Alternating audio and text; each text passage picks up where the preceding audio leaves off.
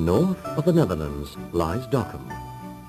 We should say the city of Dokkum, because in the past the town was granted special privileges, as was the case with 10 other municipalities in the province of Friesland. Dokkum, with its old fortifications, is one of the most beautiful of these 11 cities. Dokkum is an old city, built on earthen mounds called terpen. In the 8th century, the place was called Dokkinga, and later on Dokkengiria. This means Church of Dokkum, the church that was built to remember St. Boniface. Much remains of the historic defensive walls, and numerous houses and buildings have been splendidly restored.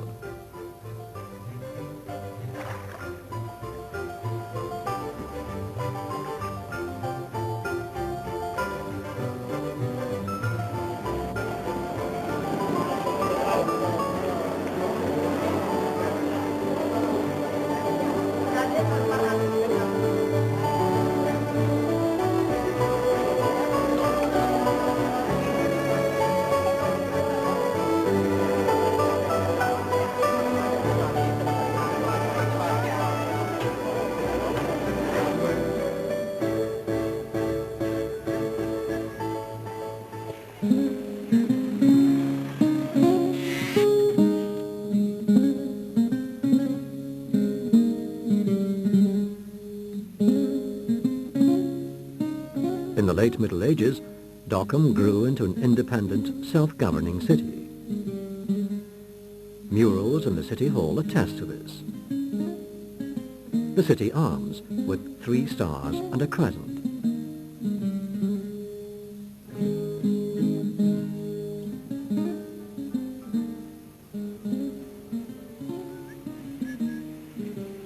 Nowadays, Dokkum displays all the hallmarks of a 21st century city, with a variety of shops, schools, sports facilities, and modern residential districts.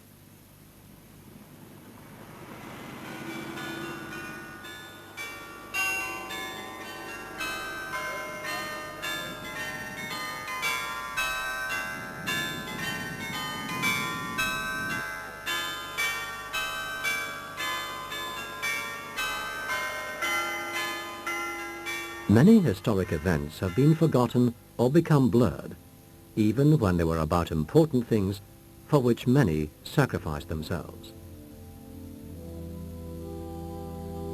However, this does not apply to Bishop Boniface, who was murdered near Dokkum in the year 754. Most Dutch people know about this, although more than 12 centuries have passed since then. Many still associate the name of Boniface with the city of Dokkum, and this illustrates the impact this drama had on the population at the time. These days, it's perfectly safe to travel to Dokkum to look at the relics in the church of St. Boniface. Here, part of the saint's skull is carefully preserved. Here, the light of Boniface's life was extinguished. Here, the light of the gospel lit up in Frisia. That's what it says on the plinth of the statue of Boniface. Nearby, there's the spring and the chapel. Every year, many hundreds of pilgrims visit the spot, and in doing so, they maintain an age-old mark of honor to the ardent English missionary. For indeed, Boniface was born in the southwest of England. He came into this world in the middle of the rolling hills of the region known as Wessex.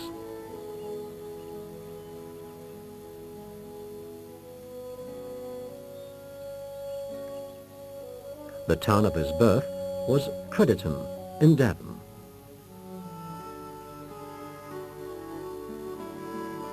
The baby is named Winfrith, which means he who brings peace.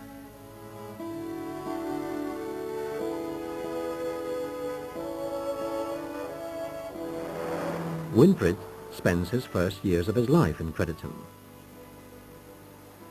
Crediton was then known as Curtin, which means church town. In the Middle Ages, it is an important centre of spiritual life. Even in the 12th century, we find early industrial activity here. The town's history is to a considerable degree tied in with Boniface, who is regarded as its most famous native son. The exact location of Winfrith's birth isn't known, but an old part of the town is marked out as the most likely spot.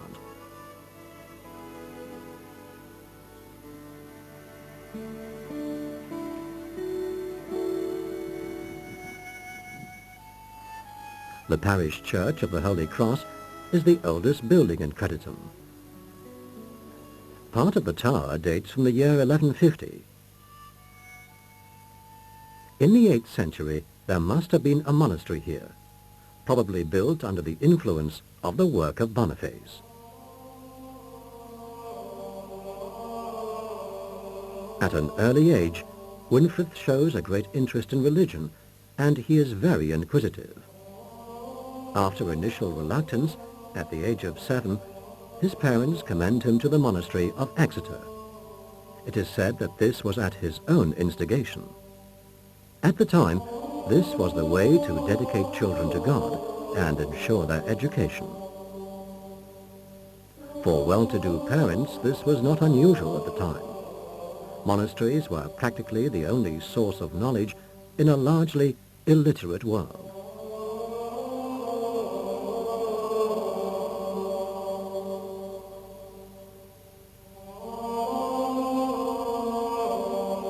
After 2 years in Exeter, Winfrith moves to the larger monastery of Nursling, the Monasterium Nocellensi, where he comes under the tutelage of his new masters, Prior Winbert and the monk Daniel.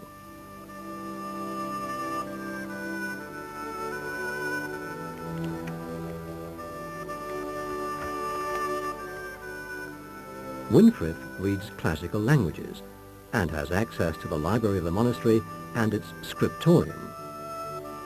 In this way, he becomes acquainted with rare theological literature. These works are only accessible for those who understand Latin and Greek.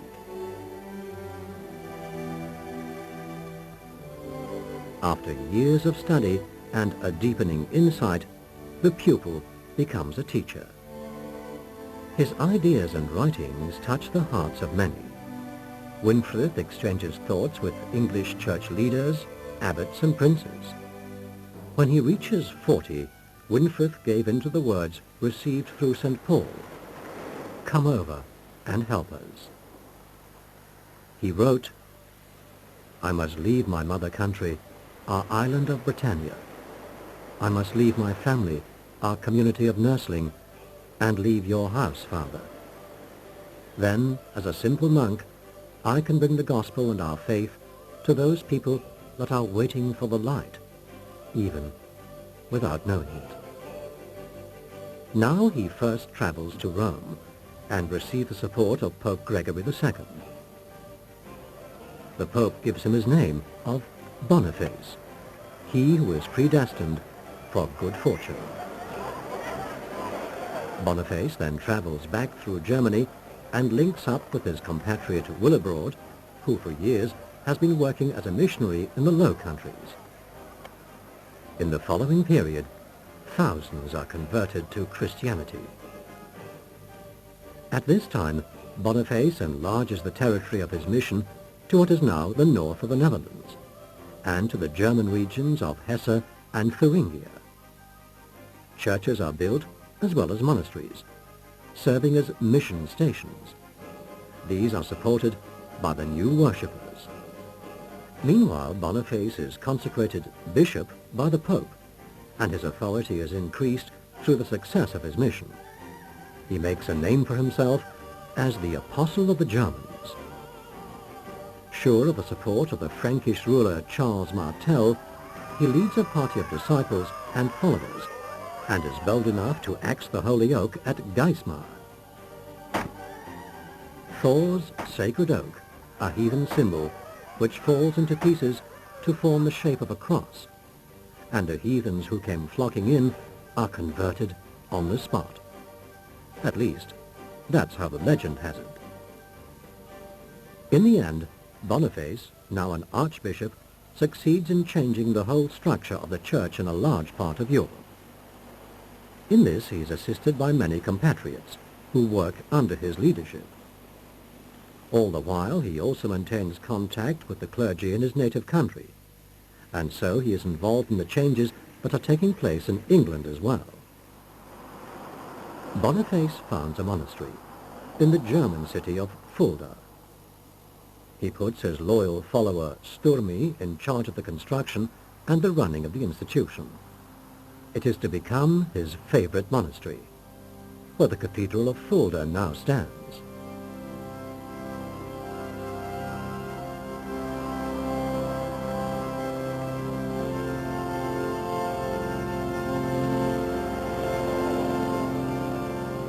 Later in life, Boniface withdraws more and more into the Fulda monastery, until the age of nearly 80, when he is seized anew with missionary zeal.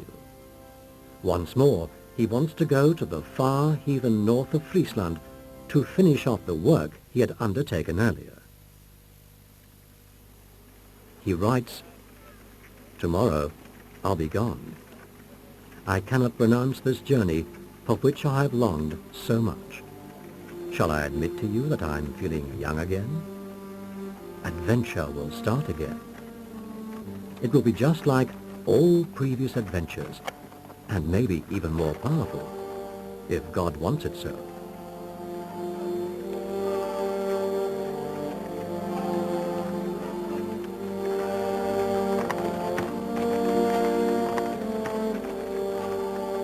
My soul will be light as it rises up to God. When I look back and see behind me that long trail, crossing so many lands and forests, so many areas, seeded with men and women who are given to Christ, intermingled with redeemed souls and places now sacred to the only cause worthy to be protected until death. Death falls upon Boniface and his companions in the early morning of June the 5th, 754, in their encampment near Dokkum.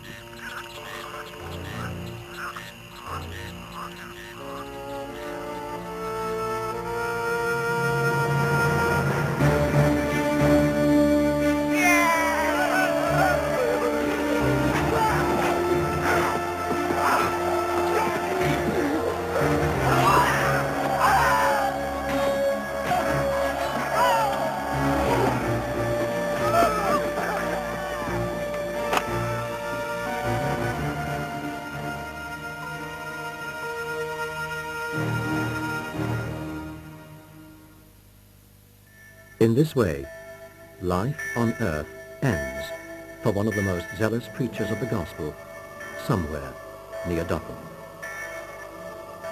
By way of Utrecht and Mainz, the corpse of Boniface is brought back to his monastery in Fulda.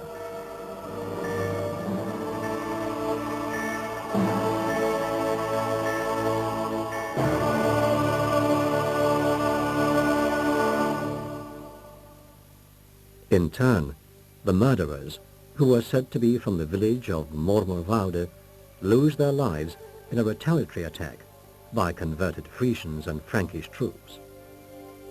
The motive behind the killing of Boniface and his companions is not known. Was it robbery, or did political interests play a part in it?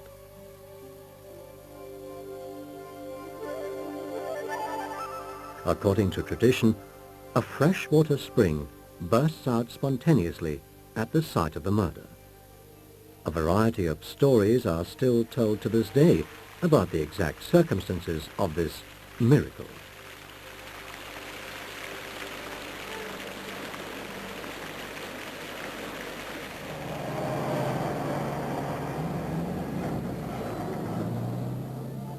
In any case, quite recently, an old well was discovered during excavations near Dokkum, which could mark the spot of the original spring.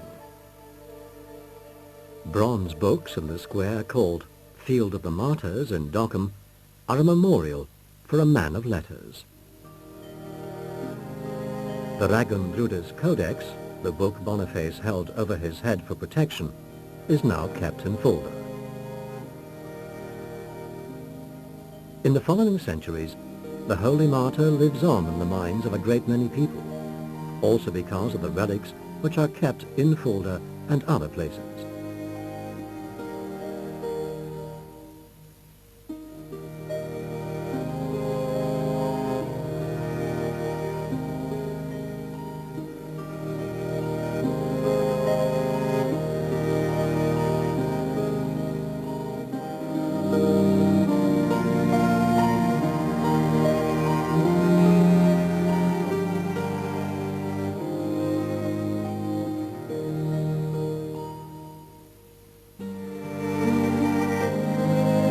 Every day at Boniface's tomb, hundreds of visitors listen to the story of his life.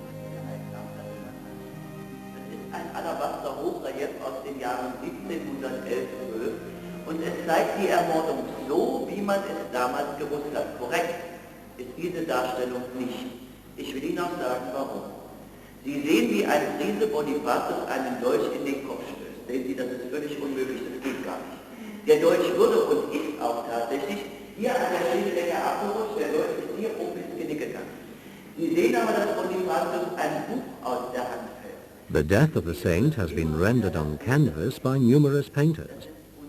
These works show the romanticized characteristics typical of the periods in which they were produced.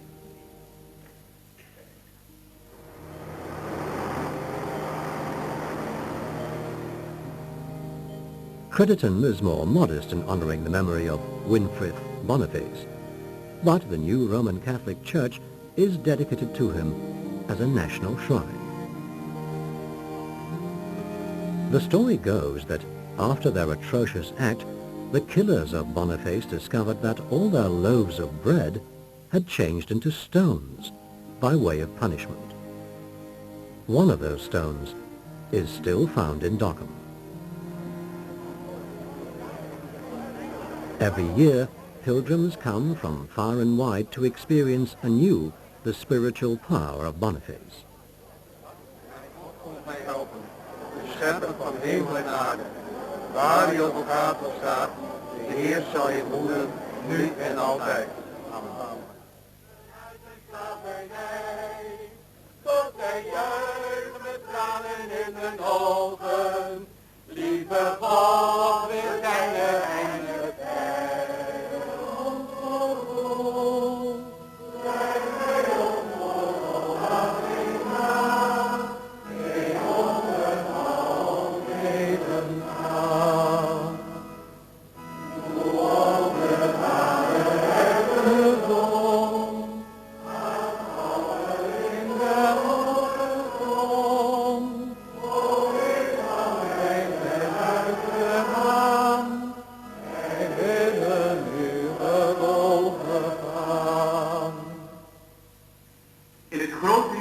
jaar 2000, dat onze paus Johannes Paulus II heeft gewild, zijn we naar hier gekomen als pelgrims, onder de hoede van de heilige Bonifatius. We willen God bidden om zegen over onze kerk en in het bijzonder. Vanaf dat moment ging geen zee hem te diep en geen duin hem te hoog. Hij trok over de Noordzee om in ons land en vooral hier, concreet onder de Friezen, het evangelie van Jezus Christus te verkondigen.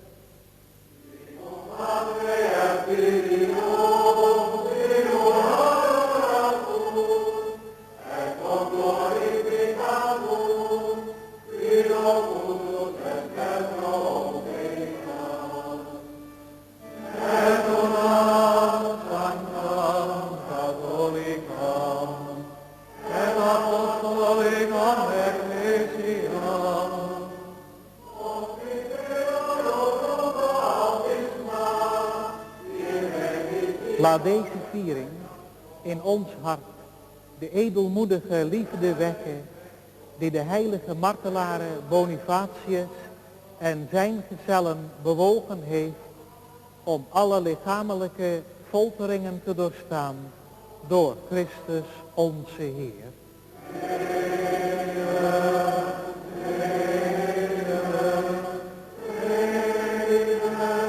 Het lichaam van Christus.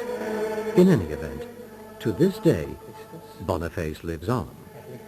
By and large, his ideas and prophetic visions have come true.